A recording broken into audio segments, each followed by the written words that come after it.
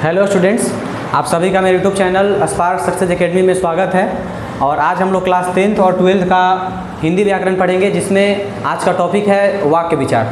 ठीक है, इससे पहले आपको है ना बताया गया था कि भाषा किसे कहते हैं, व्याकरण किसे कहते हैं, है ना, व्याकरण के कितने अंग होते हैं। ठीक है, तो व्याकरण के 3 अंग वर्ण, शब्द और वाक्य। तो हम लोग वर्ण पढ़ चुके हैं और शब्द भी खत्म हो गया है ना। और आज हम लोग को पढ़ना क्या है, वाक्य।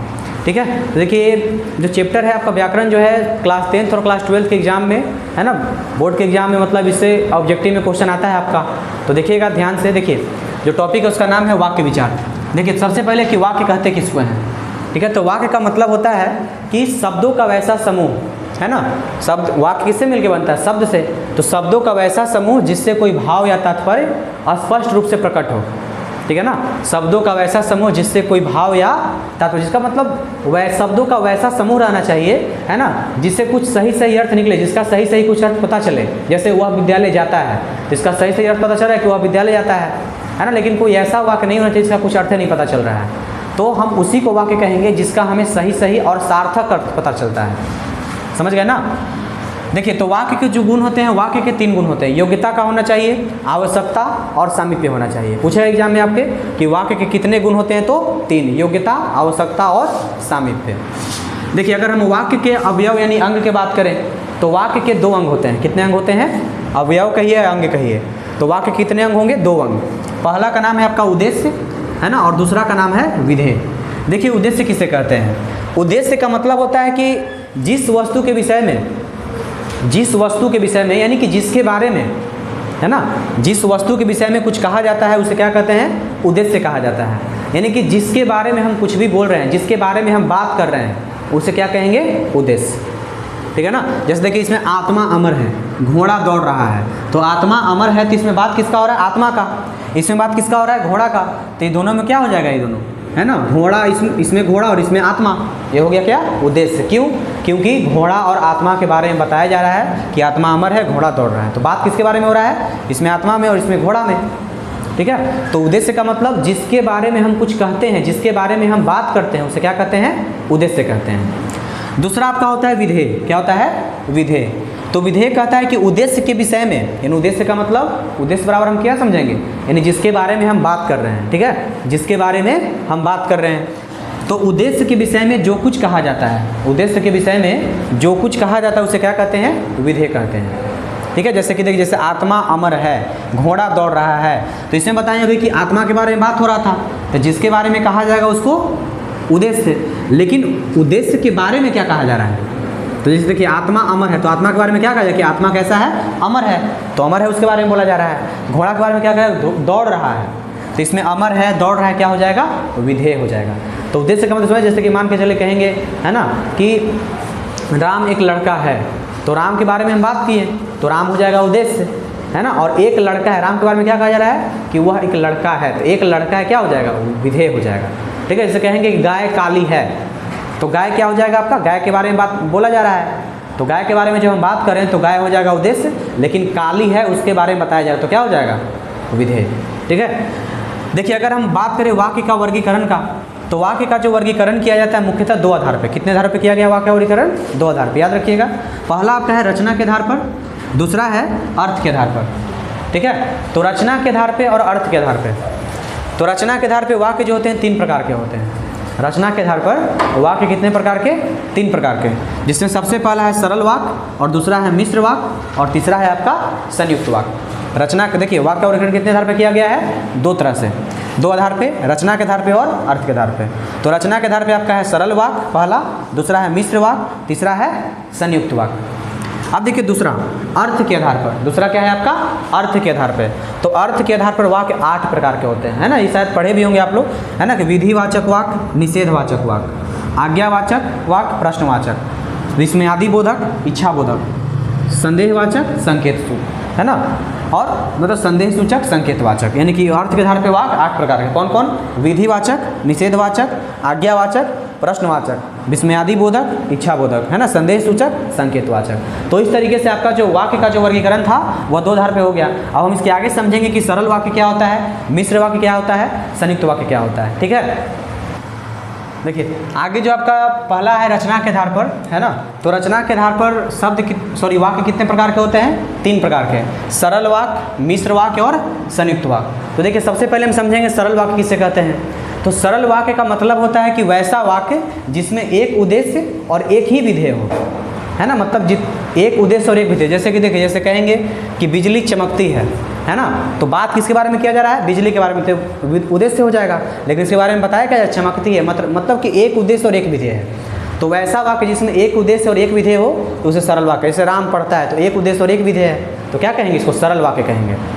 दूसरा आपका है मिश्र वाक्य। तो मिश्र वाक्य कहता है कि एक सरल वाक्य होना चाहिए और उसके ऊपर एक आश्रित वाक्य होना चाहिए, है ना। जैसे कंडीशनल, शर्त सूचक वाक्य, ठीक है ना। जैसे कि यदि तुम पढ़ोगे तो पास हो जाओगे, है ना।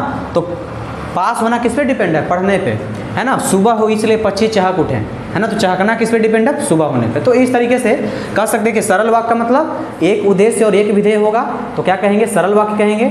लेकिन जिसमें, है ना, एक सरल वाक्य और एक उस पर आश्रित वाक्य होगा तो उसको क्या कहेंगे? मिश्र वाक्य। जैसे कि एग्जाम्पल दे सकते हैं, ठीक है ना। या अगर आप बात करें, ठीक है ना, जैसे कि तीसरा का बात करेंगे हम संयुक्त वाक्य का। तो संयुक्त वाक्य का मतलब होता है कि जिसमें 2 या 2 से अधिक सरल वाक्य होना चाहिए, है ना।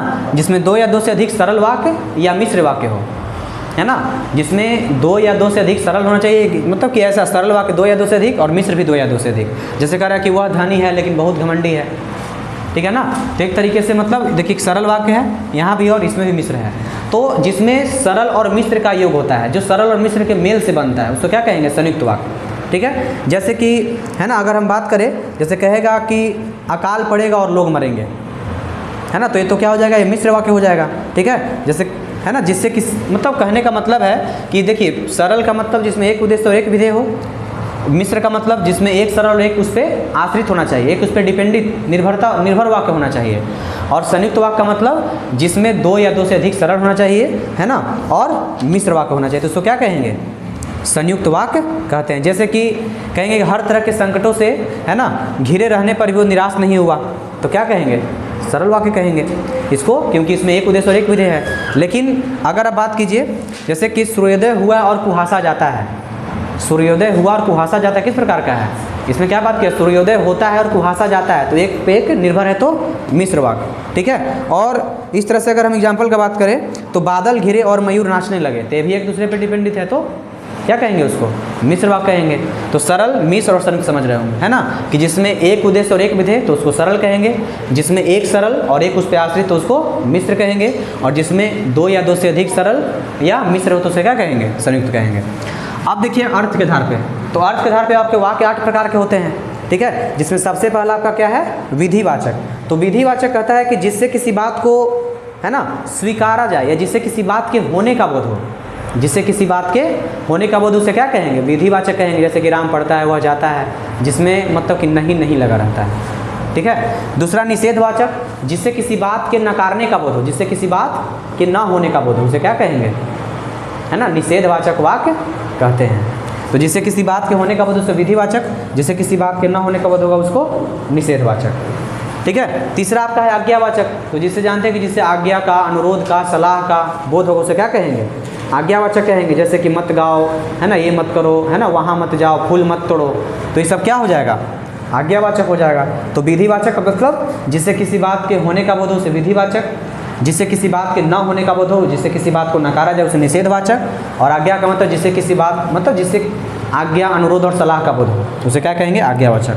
प्रश्न का मतलब समझ ही रहे होंगे कि जिस वाक्य से प्रश्न पूछने के भाव का बोध होगा, है ना, जैसे कहाँ जा रहे हो, तुम क्या कर रहे हो, इस तरीके से, है ना, प्रश्नवाचक हो जाएगा। अगला आपका है, ठीक है, संकेतवाचक, है ना। तो इसमें शर्त या संकेत, जैसे कहेंगे, है ना, कि यदि बाढ़ आएगी तो फसल बर्बाद हो जाएंगे, ठीक है, इस तरीके से। तो मतलब जिसमें संकेत पे यानी कि शर्त हो तो उसे क्या कहेंगे? संकेत। संदेह का मतलब होता है कि संदेह, जैसे कहने का मतलब जिस वाक्य से माने संदेह का बोध हो, यानी शक, है ना, जैसे कहेंगे वह यह काम कर रहा होगा, है ना, उसने यह काम किया होगा, तो संदेह है, आपको पूरे तरीके से कन्फर्म श्योर नहीं है, तो उसको क्या कहेंगे? संदेह। विस्मयादि बोधक कहने का मतलब कि जिससे हर्ष का मतलब खुशी का, आनंद का, आश्चर्य का, घृणा का, द्वेष का बोध होता है, उसे क्या कहेंगे? विस्मयादि बोधक। और इच्छावाचक का मतलब जिससे मन की इच्छा का बोध हो, ठीक है, जैसे कि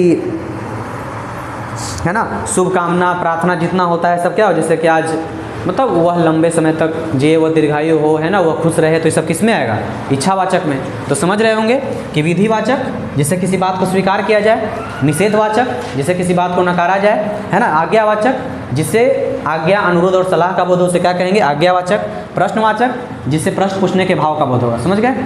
उसके बाद संकेतवाचक, तो जिससे संकेत यानी कि शर्त सूचक वाक्य, है ना, यदि तुम वहाँ जाओगे तो, है ना, तुम्हें धन मिलेगा, है ना, ये अगर बाढ़ आएगी तो फसल बर्बाद होगा, तो ये सब संकेतवाचक है। संदेह जिस वाक्य से किसी पे संदेह यानी शक के बोध हो।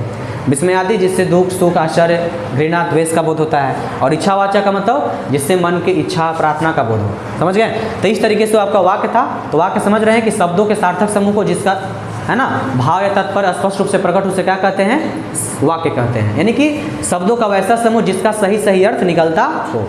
उसके बाद बताएं कि, है ना, वाक्य के कितने गुण होते हैं, तो 3, योग्यता, आवश्यकता और सामीप्य। वाक्य के कितने अंग होते हैं, तो 2, उद्देश्य और विधेय। जिसके बारे में हम कुछ कहते हैं उसको उद्देश्य कहते हैं, और उद्देश्य के बारे में जो कुछ कहते हैं, है ना, जिसके बारे में बात किया जाए, है ना, उसे उद्देश्य, और उद्देश्य के बारे में जो कुछ कहा जाए उसे विधेय कहते हैं। इसके बाद पढ़े कि वाक्य का वर्गीकरण 2 आधार पे, रचना के आधार पे और अर्थ के आधार पे। तो अर्थ, रचना के आधार पे 3 तरह का, सरल वाक्य, मिश्र वाक्य, संयुक्त वाक्य। तो सरल में जिसमें एक उद्देश्य और एक विधेय हो, मिश्र में जिसमें एक सरल और एक आश्रित वाक्य हो, और संयुक्त का मतलब जिसमें एक या एक से अधिक सरल हो और एक या एक से अधिक मिश्र हो। अगर हम बात करें अर्थ के आधार पे, तो अर्थ के आधार पे आपके 8 प्रकार के, विधिवाचक, निषेधवाचक, आज्ञावाचक, ठीक है, प्रश्नवाचक, संकेत, संदेह, विस्मयादि और इच्छावाचक। तो इस तरीके से, है ना, आपके एग्जाम में लगभग ज़्यादातर मतलब इससे ही क्वेश्चन पूछा जाएगा, है ना, और इससे भी आता है, दोनों से आता है। तो आप मतलब, है ना, ऑब्जेक्टिव टिक आउट कर सकते हैं। अब इससे क्या है कि आप पूरा पढ़ लिए हैं, ठीक है। तो इसके बाद आपका जो अगला वीडियो है ना, आएगा लगभग वर्ण के बाद शायद मतलब क्रिया पे, है ना, क्रिया, लिंग, वचन। तो आपको अगले वीडियो में आगे आपको बताया जाएगा, ठीक है।